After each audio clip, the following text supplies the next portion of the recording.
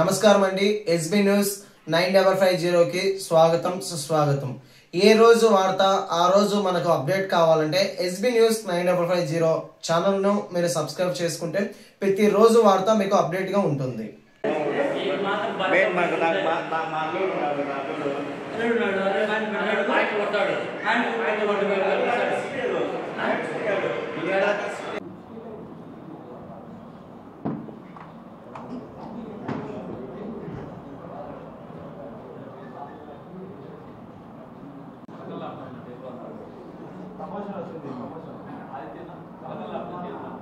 ఎందుకు ఓకేనా?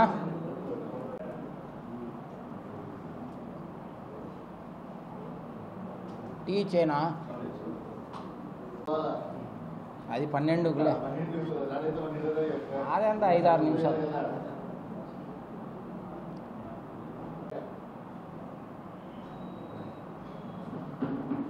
విద్య ప్రపంచంలోనే అత్యంత విలువ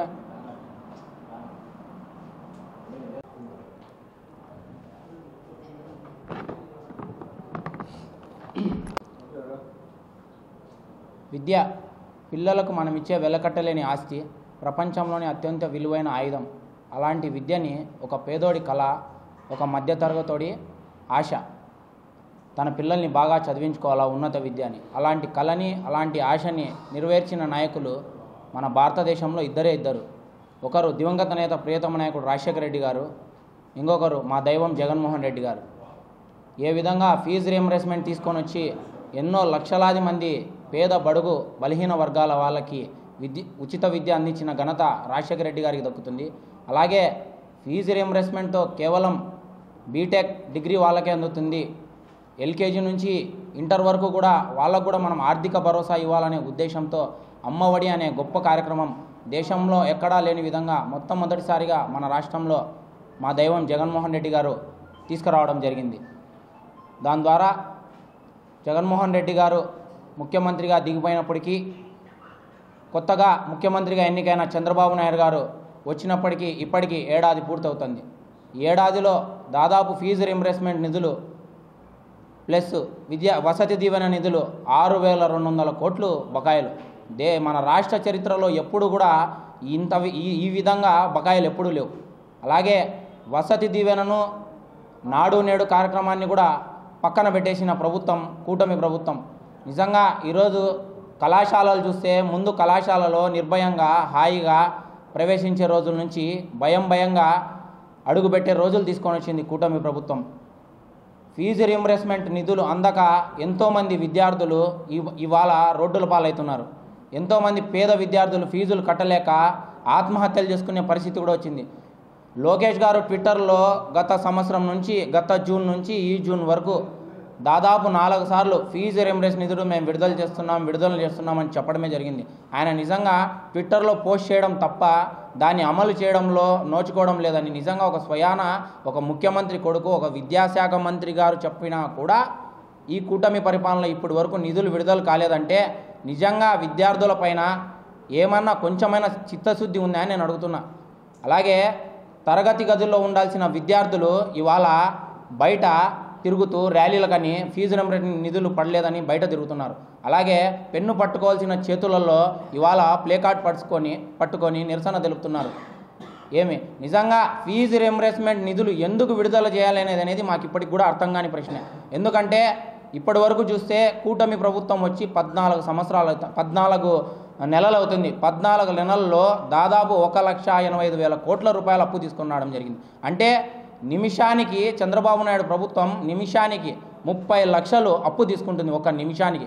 అంటే గంటకి 18 కోట్లు, అంటే రోజుకు దాదాపు 430 కోట్లు, అంటే నెలకి దాదాపు 12,000 నుంచి 13,000 కోట్లు.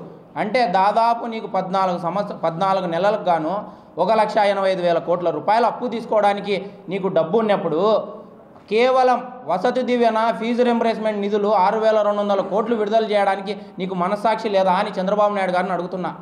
నిజంగా ఆనాడు 2019లో ముఖ్యమంత్రిగా చంద్రబాబు నాయుడు దిగిపోయినప్పటికీ దాదాపు 20 లక్షల మంది విద్యార్థులకు 1,700 కోట్ల రూపాయలు బకాయిలు పెట్టిపోతే ఇదే మా జగన్మోహన్ రెడ్డి గారు ముఖ్యమంత్రి అయిన వెంటనే ఒక్క నెలలోనే ఆ 20 లక్షల మందికి విద్యార్థులకు 1700 కోట్ల రూపాయలని నిధులను విడుదల చేయడం జరిగింది. ఆ ప్రభుత్వం బకాయిలు పెడితే మా ప్రభుత్వంలో వాటిని విడుదల చేయడం జరిగింది. అదొక్కటే కాకుండా ఈ 5 సంవత్సరాల్లో వసతి దీవెన ఫీజు రింబర్స్మెంట్ నిధుల కింద దాదాపు 18,450 కోట్ల రూపాయలని మా వైఎస్ జగన్మోహన్ రెడ్డి గారు విడుదల చేయడం జరిగింది. నిజంగా ఎంత చిత్తశుద్ధి ఉంటే, ఇంత విద్యార్థులపైన యువత పైన ప్రేమ ఉంటే ఏ ఒక్కరోజు కూడా కరోనా లాంటి మహమ్మారి వచ్చినా కూడా విద్యార్థులకు అండగా నిలబడిన ప్రభుత్వం ఏదైనా ఉందంటే వైఎస్ఆర్ కాంగ్రెస్ పార్టీ ప్రభుత్వమే. ఎందుకు ఇన్ని కోట్ల రూపాయలు అప్పు చేస్తున్నా కూడా చంద్రబాబు నాయుడు గారు ఫీజు రింబర్స్మెంట్ నిధులు విడుదల చేయడం లేదు అంటే దాని అర్థం ఒకటే, ఆయనకి ప్రభుత్వం సంబంధించిన పాఠశాలలు కానీ ప్రభుత్వ కళాశాలలు కానీ నీరు గార్చాలా, ఏ విధంగా అయితే కార్పొరేట్కి దాసోహం కావాలా. ఇప్పటి నుంచే కాదు, ఎప్పటి నుంచో చంద్రబాబు నాయుడు గారు ఒకటే చెప్తాడు, విద్య అనేది ప్రభుత్వ బాధ్యత కాదు అని. విద్య అనేది ప్రభుత్వ బాధ్యతే, ఎందుకంటే విద్యను అందించాల్సింది ప్రభుత్వమే. కోరి మిమ్మల్ని ప్రభుత్వాన్ని కోరుకున్నప్పుడు ప్రజలు మీరు విద్యను అందించాలా. అలాంటి మీరు ఉచిత విద్యను అందించకుండా తుంగలోకి తొక్కడం ఏమాత్రం సబబు ఇది? మీ సుపరిపాలనకు మంచి ప్రభుత్వానికి యోగాంధ్రాకి అయ్యే ఖర్చు డబ్బుల్లో కనీసం ఫీజు రింబర్స్మెంట్కి నిధులు విడుదల చేయలేరా? ఇప్పుడు మళ్ళా కొత్తగా అడ్మిషన్స్ తీసుకుంటున్నారు ఇంజనీరింగ్ కళాశాలలో కానీ ప్రభుత్వ జూనియర్ కళాశాలలో కానీ. ఏ విధంగా అడ్మిషన్లు అవుతాయి? గత సంవత్సరంలో దాదాపు 475 కళాశాలలు ఉంటే దాంట్లో 70,000 మంది దాకా చేరికలు ఉన్నాయి. ఇప్పుడు ఈ ప్రభుత్వానికి వచ్చే తలకే ఈ ఒక్క సంవత్సర కాలంలో మీరు ఫీజు రింబర్స్మెంట్ నిధులు, అమ్మఒడి పథకానికి సంబంధించిన నిధులు వదలక 70,000 మంది ఉన్న విద్యార్థుల సంఖ్య ఇప్పుడు దాదాపు 40,000కు తగ్గింది. అంటే 35,000 మంది విద్యార్థులు చదువును వద్దనుకుంటున్నారు. అలాగనే అమ్మఒడికి సంబంధించిన విద్యార్థులు చూస్తే గత సంవత్సరంలో ఇప్పటికీ చూసుకుంటే ప్రభుత్వ పాఠశాలలో చదువుకునే విద్యార్థుల సంఖ్య కూడా దాదాపు 3 నుంచి 4 లక్షల విద్యార్థుల సంఖ్య తగ్గిపోయింది. ఆల్రెడీ మన భారతదేశంలో మన ఆంధ్రప్రదేశ్ రాష్ట్రము అక్షరాస్యతకు సంబంధించింది చాలా తక్కువలో ఉంది. ఈ విధంగా మీరు ప్రవర్తించే తీరు చూస్తే ఇంకా అక్షరాస్యత అనేది పూర్తిగా తుంగలోకి తొక్కడమే అని అర్థమవుతుంది. ఒకటే అడుగుతున్న చంద్రబాబు నాయుడు గారు, మీ 14 ఏళ్ళ ముఖ్యమంత్రిగా మీరు ఉండి ఏ ఒక్కరోజు కూడా ఏ ఒక్క విద్యార్థికి కానీ ఏ ఒక్క యువతకు కానీ మీరు న్యాయం చేయలేదు. ఇప్పుడైనా మీరు బుద్ధి తెచ్చుకొని దయచేసి మా విద్యార్థులకి మా యువతకి ఏ విధంగా ఫీజు రింబర్స్మెంట్ నిధులు పక్కన పడేసినారో వాటిని మీరు మీ కొడుకు ఇద్దరు కలిసి వాటిని విడుదల చేయాల్సిందిగా మేము కోరుకుంటున్నాం. అలాగే విద్యార్థులంటే 4 గోడల మధ్య కూర్చొని పాఠాలు వినేవాళ్ళే కాదు, మీ 4 కాళ్ళ కుర్చీలు కూడా లాగడం తెలిసి గుణపాఠం చెప్పే రోజులు కూడా దగ్గరలోనే ఉన్నాయని మీడియా ముఖంగా తెలియజేసుకుంటూ, ఖచ్చితంగా ఈ ఫీజు రింబర్స్మెంట్ నిధులు ఒక వారం 10 రోజుల్లో కన్నా విడుదల చేయకపోతే ఖచ్చితంగా మేము కలెక్టరేట్ ముట్టడి కార్యక్రమం చేపడతామని, అలాగే విద్యాశాఖ మంత్రి అయినటి లోకేష్ యొక్క కార్యాలయం కూడా ముట్టడి చేస్తామని ఈ మీడియా ముఖంగా గట్టిగా హెచ్చరిస్తున్నాం. మీడియా సోదరులందరికీ నమస్కారం. ఆంధ్రప్రదేశ్ రాష్ట్రంలో ఎన్నడూ లేని విధంగా ప్రతి పేదవాడు కూడా ఉన్నత విద్య చదవాలి, ప్రతి ఇంటిలో కూడా ఒక ఇంజనీరు ఒక డాక్టర్ ఉండాలి, ఆ కళలు కనేటువంటి పేదవాడి కళను నిజం చేయాలనేటువంటి ఒక సంకల్పంతో గతంలో ఆ మహానేత దివంగత నేత రాజశేఖర రెడ్డి గారు ప్రతి పేదవాడి గుండె చప్పుడు కూడా ఇంజనీరు డాక్టర్ అని వినాలి, చదివించాలి, గొప్ప కుటుంబంలో ఆ కుటుంబం కూడా ఆ యొక్క విద్యార్థి వల్ల బాగుపడుతుందనే ఉద్దేశంతో ప్రవేశపెట్టినటువంటి ఫీజు రీయింబర్స్మెంట్ను మన జగన్మోహన్ రెడ్డి గారు కూడా కంటిన్యూ చేయడం జరిగింది. ఈ కూటమి ప్రభుత్వం వచ్చినటువంటి గడిచిన 14 నెలలుగా విద్యార్థులను ఏ విధంగా మోసం చేస్తుంది, ఏ విధమైనటువంటి తప్పుడు హామీలు ఇచ్చి అధికారంలోకి వచ్చిన తర్వాత వాటిని విస్మరించిందనేది మనం చూస్తున్నాము. పేద విద్యార్థులకు ఇచ్చినటువంటి హామీలో భాగంగా నిరుద్యోగ భృతి ఇస్తామని చెప్పడం జరిగింది. 20 లక్షల ఉద్యోగాలు అనేది మేము కల్పిస్తాము. ఒకవేళ 20 లక్షల ఉద్యోగాలు మేము కల్పించలేని పక్షంలో ప్రతి నిరుద్యోగి కూడా ప్రతి నెల 3,000 రూపాయలు నిరుద్యోగ భృతి అనేది ఇస్తానన్నటువంటి హామీ కూడా ఇచ్చారు. గడిచిన 14 నెలలుగా ఏ ఒక్క ఉద్యోగం ఇవ్వకపోగా ఏ ఒక్క నిరుద్యోగి కూడా ఇంతవరకు నిరుద్యోగ భృతి అనేది ఇవ్వలేదు. ఎందుకంటే గడిచిన సంవత్సర కాలంగా తీసుకుంటే ప్రతి విద్యార్థి కూడా 36,000 రూపాయలు బాకీతో ఈ కుటుంబ ప్రభుత్వం ఉంది. అదేవిధంగా ప్రతి పేద విద్యార్థి కాలేజ్ ఫీజు కట్టుకోలేడు. అదేవిధంగా హాస్టల్లో ఉండి చదువుకోవాలంటే కన్నా హాస్టల్ ఫీజులు కట్టుకునే స్తోమత లేక విద్యార్థులు ఇబ్బంది పడుతున్నారని ఆ జగన్మోహన్ రెడ్డి గారు ఏదైతే తీసుకొచ్చారో వసతి దీవెన, ఎందుకంటే ప్రతి సంవత్సరం కూడా హాస్టల్ ఫీజు కోసం వాళ్ళకు 18,000 రూపాయలు అమౌంట్ అనేది రిలీజ్ చేసేవాళ్ళు. ఆ పథకాన్ని కూడా నీరుగార్చే విధంగా ఈ కుటుంబ ప్రభుత్వం అనేది ఆ పథకాన్ని కనుమరుగు చేసే విధంగా చేసింది. అదేవిధంగా నిరుద్యోగులకు ఉద్యోగాలు ఇవ్వబోగా ఈ ఫీజు రీయింబర్స్మెంట్ బకాయి ఉండడం వల్ల ఇంజనీరింగ్ లేదా ఎంబీఏ ఎంసీఏ ఇంజనీరింగ్ గ్రూపులు చదివినటువంటి విద్యార్థులు పక్క రాష్ట్రాలకు వెళ్ళి ఉద్యోగాలు చేసుకోవాలంటే వీళ్ళకి సర్టిఫికెట్స్ అనేది చాలా ఇంపార్టెంట్. ఎందుకంటే ఉద్యోగం వచ్చిన తర్వాత సర్టిఫికెట్స్ లేకపోతే ఏ కంపెనీ కూడా ఉద్యోగాలకు అలో చేయడం లేదు. ఇక్కడ కాలేజీ వాళ్ళు సర్టిఫికేట్స్ ఇవ్వడం లేదు. ఎందుకంటే వాళ్ళకి రావాల్సినటువంటి నిరుద్యోగ ఈ యొక్క ఫీజు రీయింబర్స్మెంట్ బకాయిలు వస్తే కానీ పిల్లలకు సర్టిఫికేట్స్ ఇచ్చేటువంటి పరిస్థితి ఈరోజు లేదు. కావున ఈ కూటమి ప్రభుత్వం ఇప్పటికైనా మేల్కొని నిరుద్యోగులకు ఇబ్బంది పెట్టకుండా ఆ ఫీజు రీయింబర్స్మెంట్ బకాయిలు వెంటనే విడుదల చేసి వాళ్ళకు సర్టిఫికేట్స్ ఇచ్చే విధంగా కార్యక్రమం చేయాలి. లేని పక్షంలో ఖచ్చితంగా ఈ కూటమి ప్రభుత్వానికి వెన్ను వంచి విద్యార్థులకు న్యాయం చేసే విధంగా ప్రతిక్షణం కూడా వైఎస్ఆర్ కాంగ్రెస్ పార్టీ యువజన విభాగం పోరాడుతుందని తెలియజేస్తున్నాము. అదేవిధంగా ఇప్పటి వరకు ఎలాంటి నోటిఫికేషన్స్ లేవు.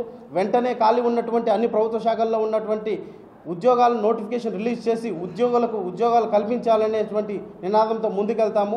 రాబోయే రోజుల్లో ఈ కూటమి ప్రభుత్వం ఇలాగే ప్రవర్తిస్తే గన ప్రతి ఒక్క జిల్లా నుంచి కూడా యువజన విభాగం పోరాటం చేసి విద్యార్థులకు ఎప్పుడూ అండగా ఉంటామని తెలియజేస్తున్నాం. అదేవిధంగా మనం చూస్తే ఈరోజు ఎస్సీ ఎస్టీ మైనార్టీ కావచ్చు బీసీ హాస్టల్స్లో కనీస సౌకర్యాలు కూడా కల్పించకుండా విద్యార్థులకు కావాల్సిన వస్తువులను కల్పించకుండా ఇబ్బందులు చేసేటువంటి కార్యక్రమాలను కూడా చూస్తున్నాం మనము. వీటన్నిటి మీద రాబోయే రోజుల్లో మేము గట్టిగా పోరాడి విద్యార్థుల తరఫున ఎప్పుడు అండగా ఉంటామని యువజన తరఫున తెలియజేస్తున్నాం. నమస్కారం. చంద్రబాబు నాయుడు గారు గతంలో ఆయన కేవలం అధికారంలోకి రావాలని చెప్పేసి లేనిపోనివి ఉచిత పథకాలు ఇస్తామని చెప్పేసి ప్రజలకు మభ్యపెట్టడం జరిగింది. అందులో భాగంగా విద్యార్థులకు కూడా ఫీజు రింబర్స్మెంట్ ఇస్తామని చెప్పి 3 నెలలకు ఒకసారి ఇస్తామని చెప్పేసి చెప్పడం జరిగింది. ఇప్పటికీ కూటమి ప్రభుత్వం వచ్చేసి సంవత్సర కాలమైంది. అంటే మనకు విద్యార్థులకు ఫీజు రింబర్స్మెంట్ ఆ విధంగా పోల్చుకుంటే 7 దఫాలు అంటే 7 కంతులు బాకీ ఉన్నాడు మనకు చంద్రబాబు నాయుడు గారు. ఇదంతా అందరు గమనిస్తూ ఉన్నారు. ప్రతి ఒక్కరూ ఏదో చేస్తాడు, ఈ విధంగా అన్ని హామీలు ఇస్తున్నాడు కదా అని చెప్పేసి ప్రజలంతా ఆయన గెలిపించడం జరిగింది. అంతేగాని మరొక ఉద్దేశం లేదు. మీకు అందరికీ తెలిసిందే, ఆయన అబద్ధాలు చెప్పడంలో దిట్ట. ఆయనకు మించిన నాయకుడు ఎవ్వరు లేరు. మన జగన్మోహన్ రెడ్డి గారిని చూసుకుంటే గత ప్రభుత్వంలో విద్యా దీవెన కానివ్వండి, తల్లి విద్యా దీవెన కానివ్వండి, ఫీజు రింబర్స్మెంట్ కానివ్వండి, అమ్మఒడి కానివ్వండి, విద్యార్థుల పట్ల కేవలము ఆయన జగన్మోహన్ రెడ్డి గారు మాత్రమే ప్రత్యేక శ్రద్ధ చూపించి చదువుకోవాలి, ఉన్నత చదువులు చదవాలి అని చెప్పేసి ఆయన మనసులో పెట్టుకొని తన పిల్లలుగా భావించి ఏ ఒక్క విద్యార్థి, ఏ ఒక్క పేద విద్యార్థి కూడా బయట పడకూడదు, చదువుకొని ఉన్నత స్థానాలు చేరాలని చెప్పేసి ప్రతి ఒక్క పథకము, ఏ పథకం అయితే విద్యార్థులకు అర్హత ఉండేదో అవన్నీ చేయడం జరిగింది. అందుకు ఇవంతా గమనిస్తూ ఉన్నారు ప్రజలు. మీరు ఇటువంటి కల్లుబోలి మాటలు ఇప్పుడు ఏ విధంగా ఉందంటే కూటమి ప్రభుత్వం ఆలోచన, ఏమన్నా పథకం అడిగితే డైవర్ట్ చేయడం అంతే. ఇదేమన్నా అడిగితే ప్రజలు కానీ మా ప్రతిపక్ష నాయకులు కానీ ఏదో ఒకటి అడిగితే ఎందుకు మీరు చేయలేదంటే దాన్ని డైవర్ట్ చేయడం, ఏదో ఒక టాపిక్ తీసుకొచ్చి డైవర్ట్ చేయడం, కేవలం ఇదే జరుగుతూ ఉంది. మా మిత్రులు చెప్పినట్టు రాబో రోజుల్లో ప్రభుత్వం ఇది ఫీజు రింబర్స్మెంట్ మీద ఏదో ఒకటి చేయకపోతే మేము తప్పనిసరిగా స్టేట్ వైజ్ కానివ్వండి, జిల్లాల వారీగా కలెక్టర్ ఆఫీసులు ముట్టడి చేస్తామని చెప్పేసి సభాముఖంగా తెలియజేస్తా ఉన్నా. నా పేరు రహమతుల్లా ఖాన్, నేను కడప డిస్టిక్ ఉపాధ్యక్షుడిని, యువజన విభాగం.